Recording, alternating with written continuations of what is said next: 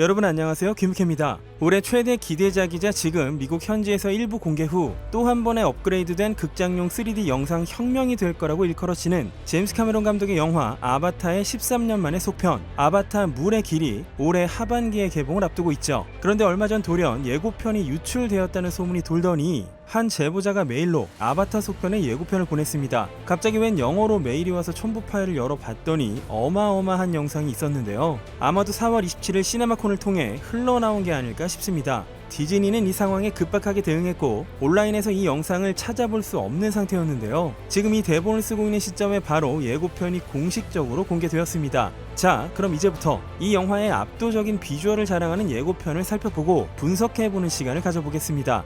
그 전에 이 영상을 함께 보시는 것도 이 영화를 즐기시는데 큰 도움이 될 거라고 생각합니다. 그럼 지금 바로 시작합니다. 고고고! Is our fortress.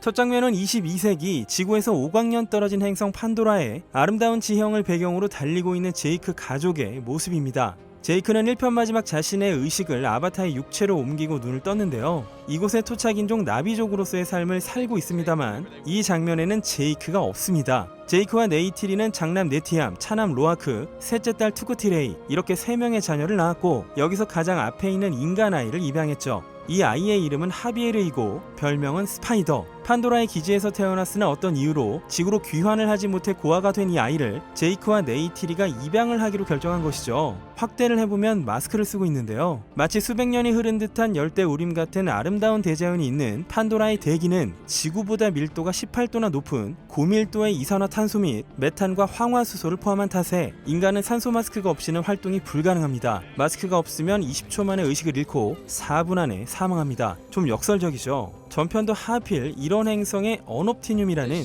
초전도성의 광물이 대량으로 매장되어 있고 녹색이 사라진 지구의 연료 위기를 해결하기 위해서 인간들이 대자연으로 둘러싸인 이곳으로 왔는데 숨도 못 쉬는 거죠. 아무튼 스파이더는 태어나서부터 호흡 문제가 있었을 것이고 마스크도 출생 이후 사이즈를 바꿔가며 살았을 테니까 이런 부분에 있어선 인간의 제작 기술에 수혜를 입은 어떤 과정 묘사가 있을 듯합니다. 당연히 인간이었던 제이크가 판도라에 다시 찾아온 전작보다는 호전적이지 않고 적절하게 타협한 인간 무리와 커뮤니케이션하고 있을 것으로 예상이 되고요. 아무튼 판도라는 아까 말한 대기의 밀도 탓에 중력이 낮고 물체의 낙하 속도도 지구보다 낮습니다. 지구 바다에 빙산이 있다면 판도라엔 할렐루야 마운틴이 있는데요. 일종의 떠다니는 섬으로 언옵티늄의 강력한 자기장 탓에 이런 광경이 펼쳐집니다. 이렇게 뛰어다닐 때는요, 정면에서 바람이 부는 느낌이라 지면이나 물체를 디딜 때 마찰력이 중요한데요. 나비족은 그 마찰력을 위해 맨발을 건조하게 말려서 활동합니다. 예고편 시작부터 음악도 인상적인데요. 전편의 주제곡 ICU를 신스패드를 쓴 앰비언트 풍으로 어레인지한 음악에 위스퍼가 깔려 있습니다. 트랙에 채널이 많지는 않아서요. OST에 실릴 것 같은 음악은 아닐 것 같습니다. 네이티리의 얼굴에 들이우는 그림자와 자연광의 콤보, 1차적으로 진화한 비주얼 파워를 보여주고 벤시에 올라타 뒤엔 보따리를 싸고 약간은 걱정스러운 얼굴로 옆을 보는 제이크의 모습. 총 5인 가족과 벤시 5마리가 비행을 하고 있는 것처럼 보이지만 벤시의 날개 색상이 한 마리만 미묘하게 다르고 제이크가 오른쪽을 보며 지었던 표정을 생각해보면 살짝 떨어져서 비행하는 게 제이크가 아닐까. 한때 가족이었던 오마티카야 족으로부터 추방이 되어 여정 중의 새로운 종족과 처음 조우하여 제이크가 먼저 그들에게 이끌려가는 장면이 아닐까 싶습니다.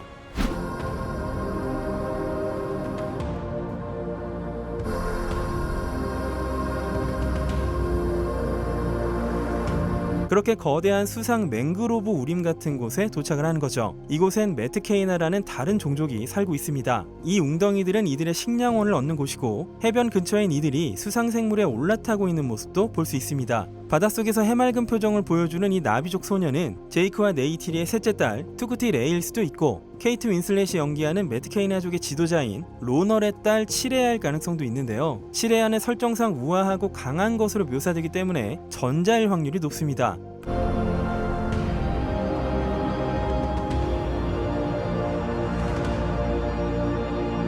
판도라의 RDA가 머물고 있는 장면들이 보입니다. 인간과 나비족이 함께 걷고 자원채굴 구조물 건설에 한창이죠. 이번 영화는 1편 이후 적어도 10년이 지난 뒤의 이야기를 다루고 있기 때문에 RDA는 나비족의 이익에 부합되는 방식을 제안하고 이곳에서의 자원 비즈니스가 재건되는 것으로 보입니다. 인간이었다가 완전한 나비족이 된 제이크의 역할은 RDA의 태도를 개선하고 나비족과의 중재 및 공생을 도모하는 게 아닐까 싶은데요. 1편에서 AMP와 사뭇 다른 디자인에 그저 나비족과 비슷한 신장과 힘을 가진 정도의 바디슈트가 인상적입니다. 마치 더 강한 화력으로 압도하지 않고 동등한 정도의 능력만을 보여주는 느낌이죠. 물론 AMP도 있긴 합니다. 게다가 옆에 있는 두 명의 나비족들은 마치 인간처럼 군복을 입고 무장을 하고 있는 모습입니다. 헤어스타일을 보면요, 인간과 연결된 아바타가 아닐까 싶습니다. 제임스 카메론 감독은 전편의 빌런이었던 마일즈 대령이 메인 빌런으로 돌아올 것이라는 언급을 했기 때문에 과연 그가 어떻게 부활해서 돌아왔는지에 대한 테크놀로지도 설명될 것 같습니다. RDA의 기지 분위기도 전편의 군사기지 같은 느낌도 물론 있지만 자연광을 내리쬐는 부감숏을 보여주면서 덜 공격적인 인상을 줍니다. 그리고 뒤쪽에 고가대로 같은 레일은 기술적인 진전으로 언옵티늄을 효과적인 방법으로 채굴하고 이동하는 이른바 유통 라인까지 만들어져 있는 것으로 보입니다. 날아가는 스콜피온 건쉽에도 전편처럼 어마어마한 무장이 달려있진 않습니다. 이렇듯 초반 50초는 인간과 나비족이 협력하는 세계관과 제이크와 네이티리의 자녀들, 바다로 떠나는 가족들이 주로 비춰집니다.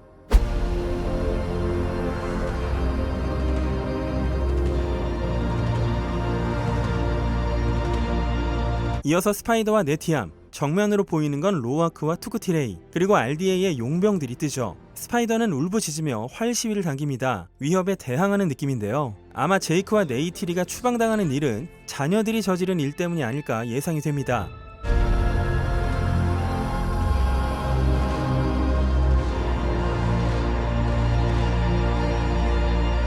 판도라의 바닷속을 헤엄치는 마치 수룡 같은 생물 일루와 헤엄치는 투쿠티레이, 이 캐릭터 샷이 꽤 나옵니다. 아무튼 투쿠티레이가 잡고 있는 건 일루의 신경채찍인데요. 얘도 잘 보시면 6개의 지느러미와 6개의 눈을 갖고 있습니다. 분명 전편에서 다이어 호스도 그랬고 바이퍼 wolf도 그랬고 그레이트 레오놉테릭스도 6개의 팔다리를 갖고 있었는데요. 지구에서 대부분의 생물들은 팔다리가 4개입니다. 댕댕이, 말, 인간 다 그렇죠. 팔다리가 6개인 생물은 곤충뿐입니다. 이유를 정확히 알 수는 없지만요, 이래서 얻을 수 있는 이점도 있습니다. 아까 초반에 나비족이 발을 말려 마찰력을 늘린다고 말씀을 드렸는데요, 다리가 6개인 이유를 곤충에 빗대어 보자면 곤충이 표면을 이동할 때 3개의 다리는 일반적으로 항상 지면과 접촉한 상태를 유지하죠. 팔이나 거미 등 벽을 기어다니는 생물은 수직 표면에 달라붙거나 거꾸로 매달릴 때 안정성이 좋아집니다. 아까 말한 판도라의 중력 때문도 있을 것이고 그 때문에 수중에서 느끼는 중력 또한 지구와 차이가 있을 겁니다. 그래서 일루도 다이어호스처럼 지느러미가 6개로 디자인된 게 아닐까 싶은 것이죠. 다만 전편에서 다이어호스는 정말 빠른 생물이기도 했지만 영화를 보시면 지구 말처럼 4다리로 달리는 듯한 애니메이션 작업을 했습니다. 앞에 있는 4개의 다리 중에 하나만 스텝이 꼬여도 대참사가 벌어질 테니 앞에 4개의 다리를 동기화해 놓은 느낌이죠. 제이크를 제외한 가족들은 누군가의 인도를 받아 이곳의 놀라운 광경을 탐색하고 있습니다. 가장 앞에 있는 나비족은 메트케이나족의 지도자인 로널의 딸 치레야일 가능성이 있습니다. 제이크 가족의 모습이 보이는데 아들이 망연자실한 표정을 짓고 있고 뒤편엔 메트카이나족의 수상가옥 구조물이 보입니다. 이 다음에 나오는 나비족이야말로 로널이 아닐까 싶은데요. 약간 백인 여성을 모델링한 느낌이고 로널이라는 캐릭터가 케이트 윈슬렛 피셜, 바다의 여신 같은 캐릭터라고 하죠. 그렇다면 바로 다음에 나오는 캐릭터가 로널의 딸 치레야일지도 모르겠습니다. I know one thing. Wherever we go, this family. 로널이 어떤 의식을 치르고 있는 모습이 나옵니다. 이것이 출산 의식이라고 케이트 윈슬렛이 스티븐 콜베어와의 인터뷰에서 밝힌 바가 있었죠. 이어서 스파이더가 잠수정을 내려보내는 도크 아래로 뛰는 장면이고요. 이번 예고편에서 공개가 되진 않았지만 이미 수중 메카닉들이 등장하는 것으로 알려져 있기 때문에 이번 영화 속 전투의 백미는 수중전이 되겠습니다. 피어오르는 연기와 슬퍼 보이는 나비족들, 낙담한 스파이더를 위로하는 제이크.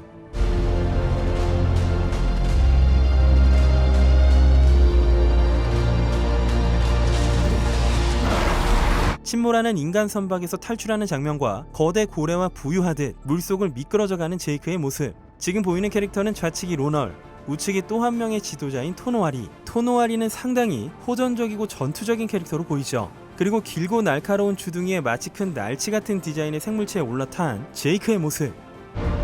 Is our fortress.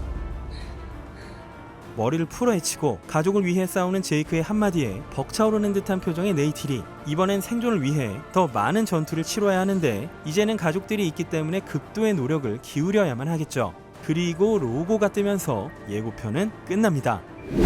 네, 몇 가지 더 정리해보죠. 첫째, 이번 예고편의 특징. 일단 너무 아름답습니다. 이미 아는 캐릭터, 아는 행성인데 여전히 시각적으로 놀랍죠. 제임스 카메론 감독은 앞으로 이어질 모든 아바타 영화에서 행성 판도라의 다양한 모습들을 보여줄 거라고 밝혔습니다. 엄청난 수준의 자연광 묘사부터 특히 수중에서 미끄러지듯 부유하는 제이크와 고래처럼 거대한 생물체, 수면과 수중을 표현하는 플루이드 애니메이션과 수면에 비치는 빛 등 경악스럽기 짝이 없는 시각적 퀄리티를 보여줍니다. 사실 첫 반응은 유출 직후에 올라왔습니다. 과거 1편의 일부 비하인드 장면이 다시금 공개되면서 이때도 개쩔었는데 이번엔 어떻게 했냐는 반응들이었죠. 둘째, 이 영화는 2009년의 전편에 이어 또 하나의 영상 혁명이 될 예정입니다. 단지 비주얼 퀄리티만 진화한 게 아니라 상영 시스템을 새롭게 개발했습니다. 얼마 전 시네마콘 상영회 때도 난리가 났었죠. 시네마콘이라는 행사 자체의 취지가 영화관에서 보는 영화 문화의 존속입니다. 그래서 얼마 전 행사장엔 80여 개국에서 참가한 많은 영화관을 운영하는 사업가들이 영화를 보며 그들이 느낄 시각적 수준을 극대화하기 위해 미국 돌비사가 직접 스폰서를 해서 돌비 비전과 돌비 애트모스 설비를 행사장에 특설했고 프리미엄 4K와 하이 다이내믹 레인지, 하이 프레임 레이트의 3D 변환에 대응하는 영사 시스템이 완비된 상태에서 상영을 했다고 합니다.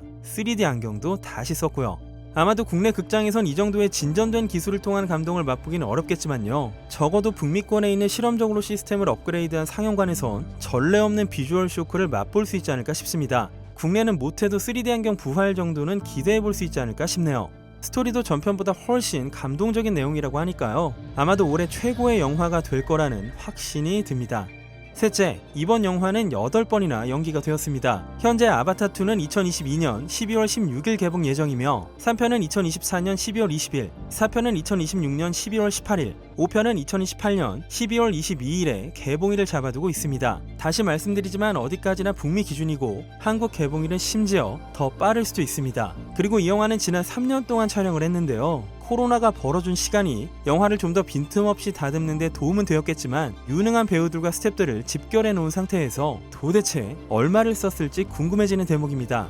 넷째, 이번 영화도 전편처럼 인류가 지구의 생태계를 파괴해 온 것에 대한 반성도 담겨 있는 것 같습니다. 세계 각지에서 원주민들을 말살하고 그들이 살고 있는 풍부한 자연을 강탈함으로써 성립되어 온 역사에 대한 회고처럼 보였던 영화가 바로 아바타였습니다.